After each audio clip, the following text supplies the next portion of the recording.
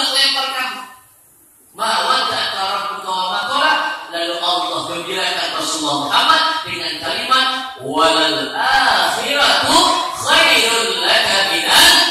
Allah memberikan janji hai Muhammad bahwa umatmu nanti di akhir zaman akan menjadi pemimpin dunia. Amin. Wal akhiratu khairul laka minal ula. Nanti orang yang terakhir lebih baik daripada orang yang pertama. Atau bisa bermakna kehidupan akhirat, kehidupan yang terakhir, kehidupan setelah kehidupan dunia ini adalah kehidupan yang terbaik. Ini faktor yang pertama, sebab-sebab diturunkannya surat Ad-Duha. Faktor yang kedua, sebab-sebab diturunkannya surat Ad-Duha karena malaikat Jibril tidak datang kepada Rasulullah Muhammad. Ada riwayat yang mengatakan bahwa ini sahih riwayatnya, bahwa di rumah Rasulullah masuk anak anjing.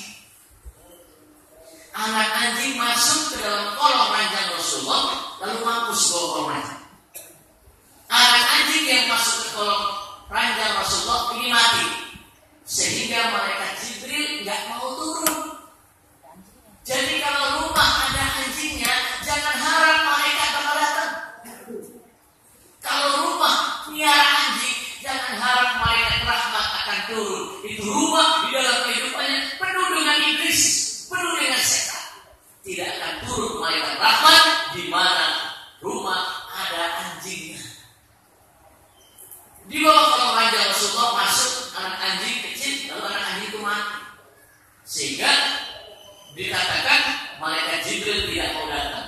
Akhirnya salah seorang sahabat Rasul ada yang menyapu di kolong ranjang, ternyata tidak didapatkan anak anjing yang sudah mati. Lalu dibuang.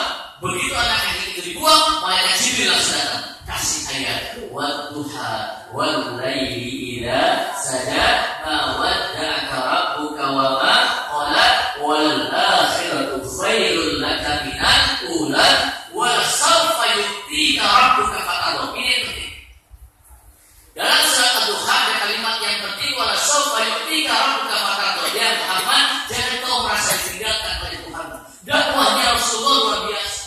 Beratnya dihina, dicaci, dimaki, dikatain, ditipuki, diancam mau dibunuh, diintimidasi. Dakwahnya Ustaz sekarang gampang, tinggal naik panggung ke ceramah dapat lu selesai. Kadang-kadang ceramahnya belum berdibayar ya Bu, 25 juta mintanya. Kalau saya ceramah dibayar 25 juta, saya bisa dari pagi acara malam saya dorong di sini. 25 juta, datangnya terlambat tuh. Ibu bapak jamaah yang dimuliakan oleh Allah, ini yang penting dalam surat Ad-Duha apa? Wala sawfa yu'tika rabbuka fatarda. Ya Muhammad, sesungguhnya Tuhanmu telah ridho kepadamu. Allah sudah ridho kepadamu ya Muhammad. Silakan kau minta apa saja kepada Tuhanmu. Apa yang Rasul minta? Ketika dikatakan ya Muhammad, Tuhanmu telah ridho kepadamu, apa Rasulullah Muhammad minta? Ya Allah, jadikanlah umatku ini pada jadi orang kaya semua. Enggak. Rasulullah tak tahu. Karena ternyata yang dilihat oleh Rasulullah, penghuni surga ternyata kebanyakan orang fakir, orang miskin, orang fakir. Kenapa? Orang fakir masuk surga gampang. Mereka tanya macam-macam. Mau tanya apa? Mana nggak punya. Tapi kalau orang kaya ditanya hartamu dari mana, untuk apa kau gunakan, halal atau tidak, susah masuk surga. Banyak pertanyaan mereka. Orang miskin nggak ada yang ditanya. Tanya apa? Harta nggak punya, kontrakan kagak ada, suami nggak punya, anak nggak ada. Udah selesai. Nyelonong masuk miskin. Makanya Rasulullah itu cinta kepada orang-orang miskin, orang-orang fakir. Rasul cinta.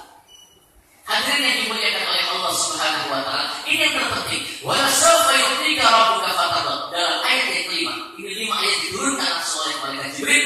Wala sawfa yu'tika rabbuka fatarda.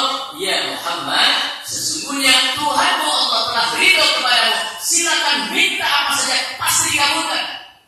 Minta uang, minta duit, minta harta, minta apa? Enggak. Rasulullah enggak mau minta harta. Harta tidak akan dibawa mati. Rasulullah enggak minta jabatan, Rasulullah enggak minta rumah, Rasulullah enggak minta mobil. Apa yang diminta oleh Rasul ketika Tuhannya sudah ridho?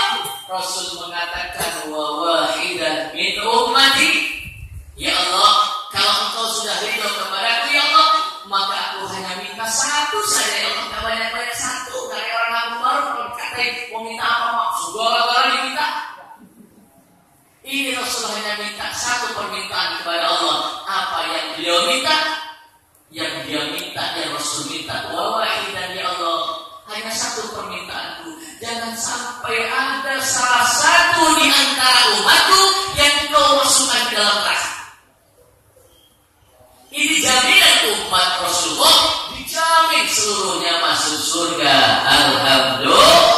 Salah satunya sebab adanya ibadah puasa Ramadan ini. Seluruh dosa orang yang berpuasa di bulan Ramadan, siangnya berpuasa, menjaga lisan dari berkata kotor, malamnya menghidupkan dengan tarawih, subuhnya mendengarkan kuliah subuh, maka ini adalah jaminan Allah. Insya Allah kita masuk surga bersama Rasulullah. Insya Allah. Maka dari itu kita berbangga, kita bersyukur kepada Allah menjadi umat Rasulullah Muhammad, satu-satunya Nabi dan Rasul yang bisa memberikan pertolongan di yaumul kiamah nanti. Amin ya rabbal alamin. Itu saja dapat saya sampaikan dalam kuliah subuh kali ini. Subhanallahumma wa tahiyyatu fiha salam wa akhiru da'wahu alhamdulillahi rabbil alamin. Assalamualaikum warahmatullahi wabarakatuh.